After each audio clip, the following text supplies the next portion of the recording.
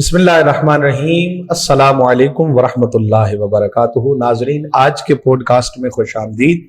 और आज हम आपको एक ऐसी शख्सियत से मिलवाने जा रहे हैं जिन्होंने हासिलपुर के एक गांव से अपनी जिंदगी का आगाज किया और आज वो शख्सियत दुनिया के कई ममालिक में सफर कर चुकी है और एक ऐसी खिदमत सर अंजाम दे रहे हैं कि जो शायद नसीब वालों को नसीब होती है। और ये खिदमत जब लोग उनसे देखते हैं, उनसे सुनते हैं, तो वो रश कर उठते हैं कि ये अल्लाह रब्बुल इज्जत का खासा है जो हर किसी को अता नहीं होता। खालिक के कायनात ने इनको ये खसूसियत अता फरमाई। कुरान मजीद के खूबसूरत कारी हैं। आप इतना खूबसूरत कुरान पाक पढ़ते हैं कि दुनिया ठहर कर अपने तमाम हवास को जो है ना इतना मुजतमे करके खड़ी हो जाती है कि वो कुरान मजीद पढ़ना, इनकी आवाज और कुरान मजीद का तलफ़ुज़ इंसान के दिल में घर कर जाता है। तो आज ऐसी ही शख्सियत से हम आपकी मुलाकात करवाने जा रहे हैं जिनका नाम है मोहतरम कारी अल्लाह बख्श नक्शबंदी साहब।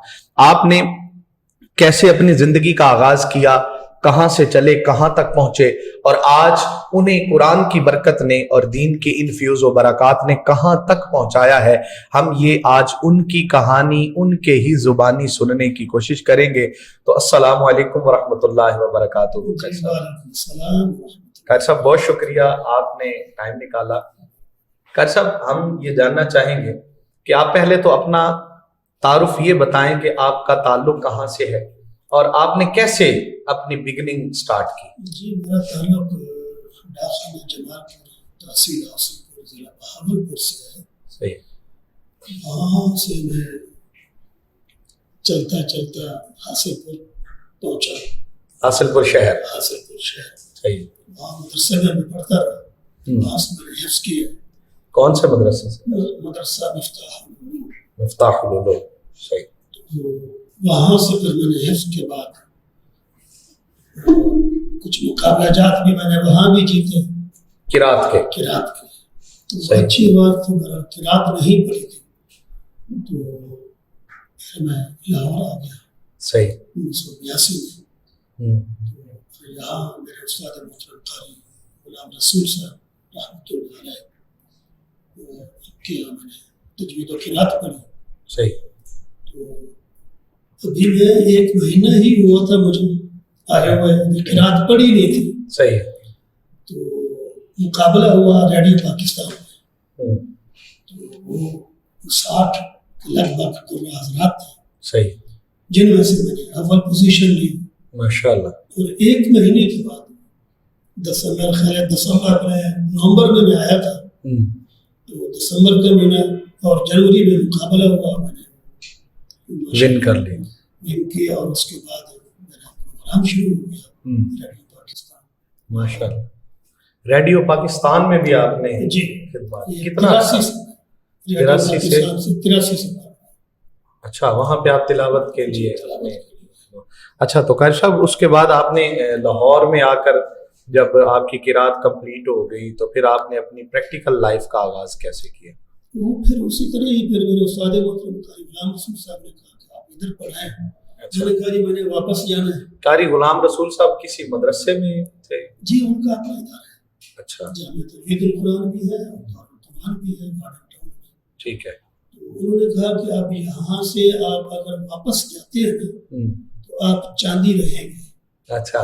अगर यहाँ रहते हैं लाहौर में तो आप सोना बनेंगे। वाह। ये उनके अल्फाज थे। सही है। तो फिर कितना अरसा आपने उनके हम रकाब गुजारा? बस मैंने वहाँ 3 साल मैंने वहाँ गुजारे। फिर उसके बाद इस्लामाबाद चला गया। फिर मुकाबला हुआ 85 में PTV पे। वो मैंने माशाल्लाह अल्हम्दुलिल्लाह वो भी विन किया। माशाल्लाह। तो फिर 85 से मैं PTV पे भी तिलावत करता रहा। सही। उसमें किरात एक प्रोग्राम होता था उसमें। सही। बाकी भी मुकाबलाजात काफी हुए। खाना फराम ईरान से भी मैंने पोजीशन ली है। माशाल्लाह। मेडल भी मैंने लिए हुए हैं अल्हम्दुलिल्लाह। सही है। तो कारी साहब 35 के लगभग मैंने मुकाबलाजात किए। माशाल्लाह। तो आपने शादी फिर अपने आबाई इलाके में की या लाहौर में? नहीं, लाहौर में की। लाहौर में की। اچھا ماشاءاللہ. تو قاری صاحب کتنے بچے ہیں آپ کے؟ میرے ماشاءاللہ 3 بیٹے ہیں، 1 بیٹی ہے. بیٹے کیا کرتے ہیں؟ بیٹے بھی ماشاءاللہ 2 حافظ قرآن ہیں، ماشاءاللہ. اور ایک بیٹا جو ہے اس نے کہا میں نے نہیں کرنا، اچھا میں جو پڑھ رہا ہوں یہی پڑھوں گا. میں نے کہا ٹھیک ہے. صحیح. بیٹی بھی اپنا الحمدللہ اب سارے شادی شدہ ہے، اپنی اپنی لائف گزار رہے ہیں ماشاءاللہ. تو قاری صاحب آپ آج کل جامعہ شیخ الاسلام ماڈل ٹاؤن منہاج القرآن کی جو جامعہ ہے وہاں پہ ایز اے امام خدمات سر انجام دے رہے ہیں، اور جو ہے منہاج کالج برائے خواتین وہاں پہ بھی آپ اپنی تدریسی فرائض سر انجام دے رہے ہیں. تو آپ جامعہ شیخ الاسلام میں کب سے ہیں اور یہ کیسے آپ نے یہاں تک جوائننگ کی اور آئے؟ جامعہ المنہاج میں کالج آف شریعہ جی. اس میں میرے 2 شاگرد پڑھتے تھے. اچھا. تو انہوں نے کہا کہ استاد جی وہاں جگہ ہے امامت کی تو آپ تشریف لائیں. میں نے کہا ٹھیک ہے. صحیح.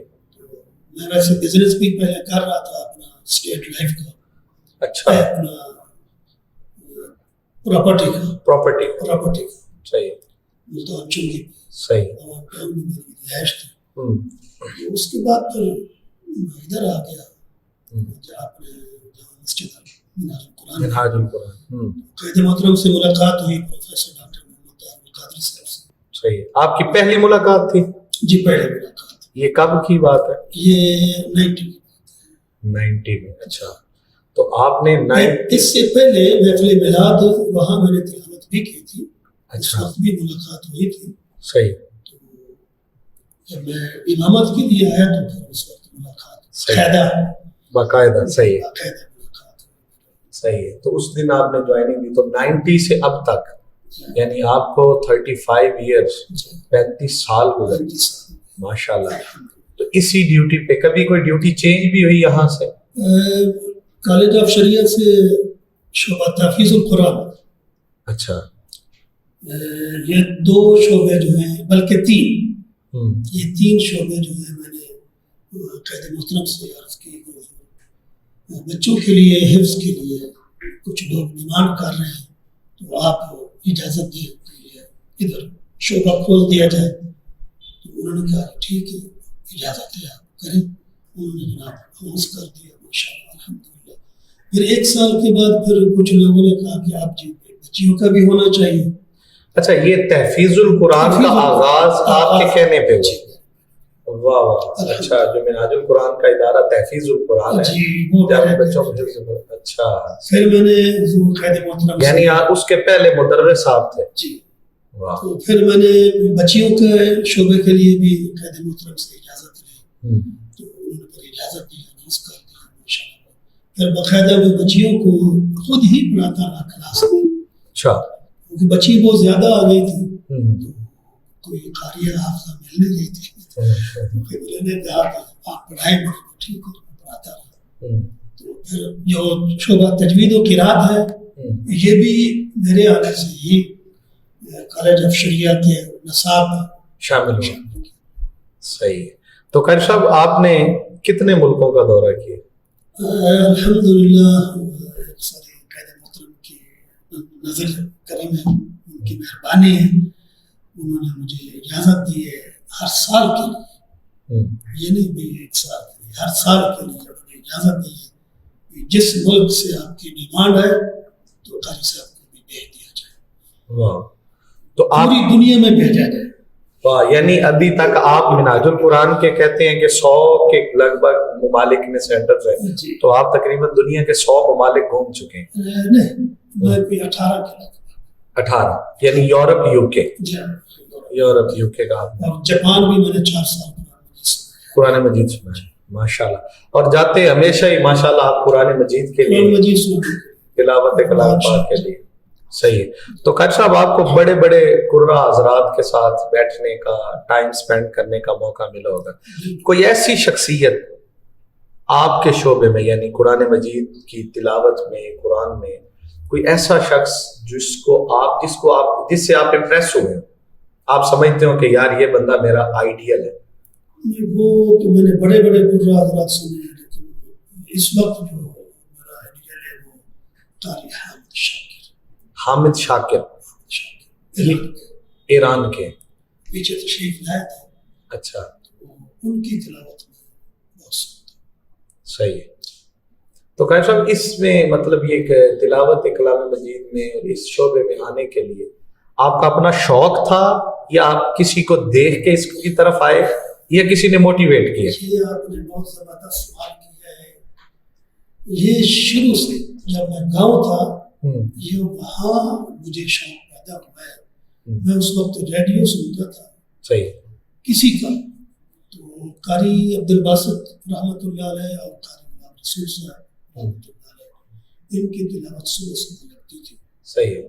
تو وہ میں سنتا تھا تو مجھے وہاں سے شوق پیدا ہوا. پھر میں نے اس دور میں 150 روپے کا اپنے جناب اکٹھے کر کے 150 روپے کا میں نے ریڈیو خریدا صرف تلاوت سننے کے لیے. وہاں سے مجھے شوق پیدا ہوا اور وہاں سے پھر میں بس وہ سب یہ قرآن کا صدقہ ہے. میں وہاں سے پھر ماشاء اللہ. تو قاری صاحب آپ کے بھائی کتنے ہیں, بہنیں کتنے ہیں خاندان میں؟ 3 بھائی ہیں 3 بہنیں ہیں. آپ بڑے ہیں سب سے؟ جی میں سب سے چھوٹی ہوں. سب سے میرے سے چھوٹی سسٹر ہے. صحیح ہے. تو آپ کے والدین نے بھی آپ کا یہ عروج دیکھا؟ جی دیکھا, بالکل دیکھا. ماشاء اللہ. میں گیا تھا پہلی دفعہ میں 97 میں 97 میں.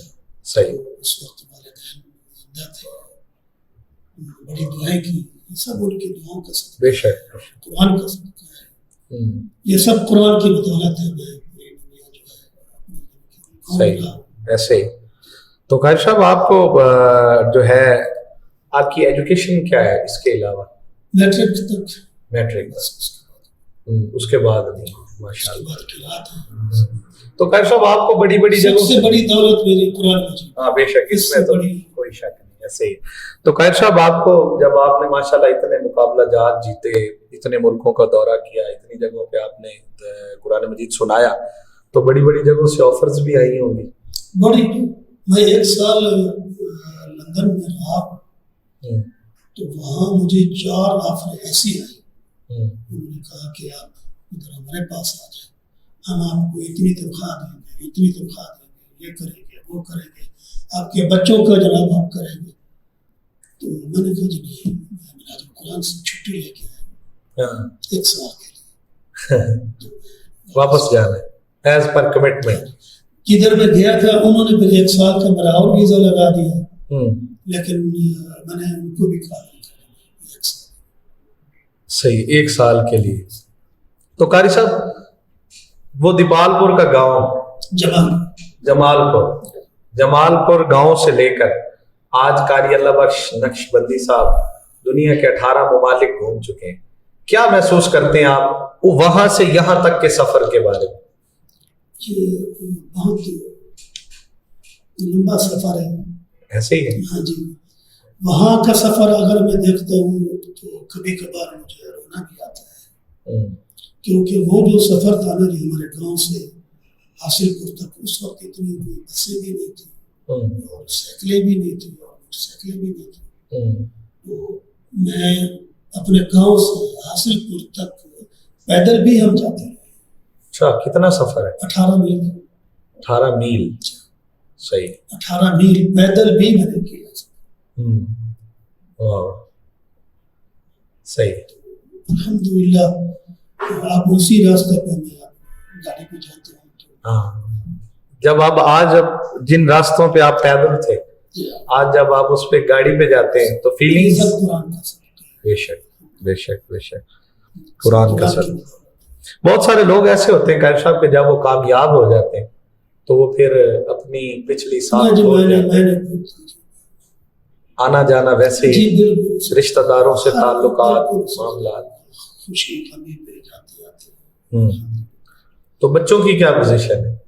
بچے بھی الحمدللہ اپنی اپنی جگہ پہ نہیں, ان کا وہ آپ کے آبائی علاقے کے ساتھ جی وہ بھی جب ان کو ٹائم ملتا ہے ان کا بھی اگائے بگائے ذکر کرتے رہتے ہیں, گاؤں سے حال بات پوچھتے رہتے ہیں. صحیح. کیونکہ 2 بیٹے میرے, 3 بچے بلکہ بیٹی بھی باہر ہے, بڑا بیٹا بھی وہ بھی باہر ہے, چھوٹا بھی باہر ہے. اچھا, آؤٹ آف کنٹری ہے. ایک میرا بیٹا جو ہے قاری فرحان وہ ادھر ہے, وہ میرے پاس ہے. میں نے کہا पास रहो। वो भी अपने बच्चों में मसरूफ रहता है।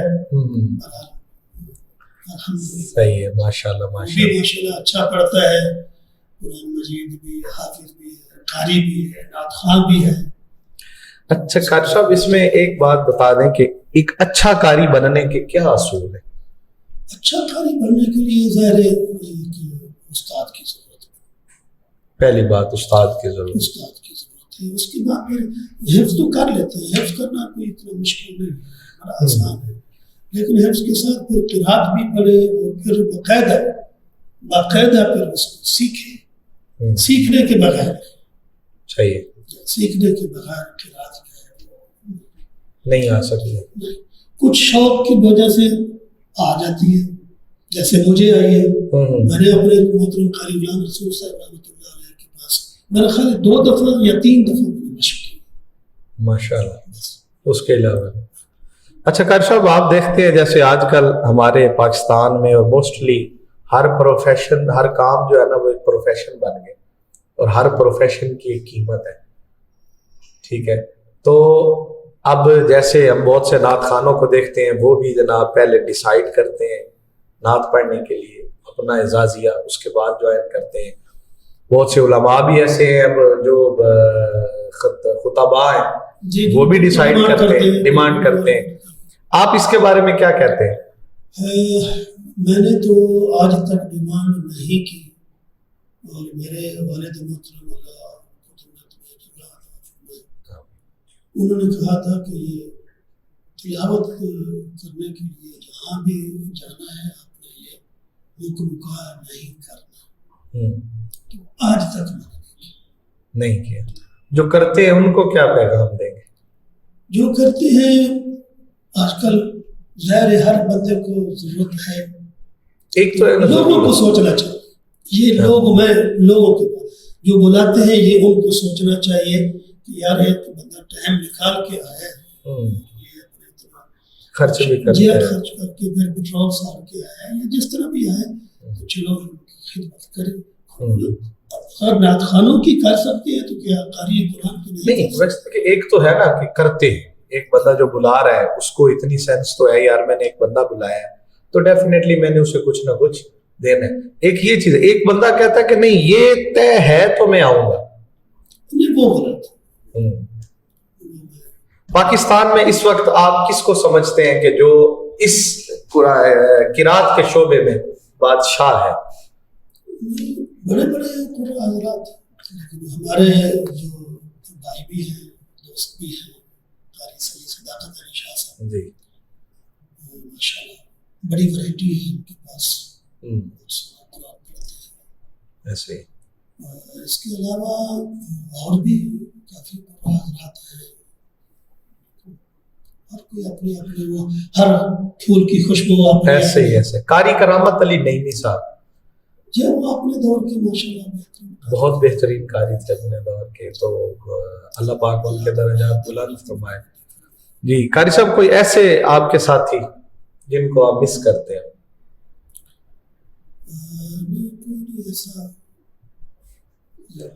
कोई जिंदगी का कोई ऐसा यादगार वाकया जो इस हवाले से आप शेयर करना चाहें हमारे व्यूअर्स से? कोई ऐसा नहीं। अच्छा सही है। तो आप कारी साहब अब माशाल्लाह से आपने 35 साल गुजार लिए मिनहाजुल कुरान में, और अब आपकी अगली लाइफ भी जो है ना वो मिनहाजुल कुरान के साथ ही गुजर रही है। तो आप जो है इसके बारे में क्या व्यूज क्या रखते हैं? 35 साल तजर्बे में आपको मिनहाजुल कुरान में क्या डिफरेंट नजर आया बाकी लोगों से? बाकी लोगों से बाकी काफी जगह है, लेकिन जो इज्जत यहाँ मिली है अल्हम्दुलिल्लाह, सबके पूरा हजरात जितने भी हैं सबकी इज्जत करते हैं और उनकी पहचान भी माशाल्लाह बनी है। और कैदर मोहतरम के सामने तो कुरान मजीद जो पढ़ लेता है वो फिर कारी बन जाता है। तो मुझे भी उन्होंने लक़ब दिया हुआ है रईसुल कुर्रा। माशाल्लाह, रईसुल कुर्रा कारी अल्लाह बख्श नक्शबंदी साहब। कारी साहब नक्शबंदी क्यों लिखते हैं? ये मेरा पीर खाना है और करमा शरीफ अच्छा, उकाड़, नक्शबंदी जी। अच्छा, उस वजह से आप नक्शबंदी कहलाते हैं। कब से बैत है? ये मैं ख्याल है 88 को। सही है, सही। तो कारी साहब आप हर साल जाते हैं बैरून मुल्क तरावी सुनाने? जी हर साल। पाकिस्तान में और बैरून मुल्क में आप क्या फर्क महसूस करते हैं जब आप कुरान सुनाने जाते हैं, कुरान सुनने के हवाले से लोगों के व्यूज में? बस यहाँ भी उसी तरह ये, वहाँ भी वही पाकिस्तानी है, तो बहरहाल अल्हम्दुलिल्लाह। फर्क क्या है वैसे, कुछ फर्क है? नहीं, कोई फर्क नहीं, यहाँ के ज़ौक़ में और वहाँ के ज़ौक़ में एक ही जैसा है। वो भी पाकिस्तानी है, वो कौन सा नहीं, लेकिन एक कम्युनिटी में रह रहे हैं, वो एक वक्त के साथ तबीयत तो बंदे की बदल ही ये है जाती कि है। वो पाबंदी से आते हैं, लेकिन उनके क्योंकि उनकी अपना ड्यूटी ऐसी होती है, टाइमिंग ऐसी होती है, हर जो है काम उन्होंने टाइम पे करना है। तो मैं नॉर्वे की मैं एक बात आपको सुना देता हूँ। नॉर्वे में मैं कुरान मजीद सुना रहा था, तो वो 4-5 लोग ऐसे आते थे, तो उन्होंने कहा कि जी कारी साहब एक छोटी सी गुजारिश है, हुक्म करें। वो कहा जी ये अगर आप 5 मिनट पहले ख़त्म कर दें तो हम फलां ट्रेन जो है ना इतने बजे वो पकड़ सकते हैं। तो मैंने कहा चलो कल मैं इंशाल्लाह कोशिश करूँगा, थोड़ी सी स्पीड में, तो स्पीड में पढ़ा तो वो जनाब ट्रेन को पकड़ ली। अच्छा, वहाँ पर इन चीज़ों का ख्याल, यानी टाइम के वो इतने कॉन्शियस है, उन्होंने टाइम पे बड़ा, तो टाइम का वहाँ ख्याल करना पड़ता है। कुछ लोग चले भी जाते हैं, तो यहाँ तो किसी को टाइम की पाबंदी नहीं है, तो यहाँ भी जनाब लोग नहीं आते। मैट्रिक कहाँ से की थी आप? हासिलपुर से। हासिलपुर से। कारी अल्लाह बख्श जावेद नक्शबंदी साहब के साथ हम गुफ्तगू कर रहे थे।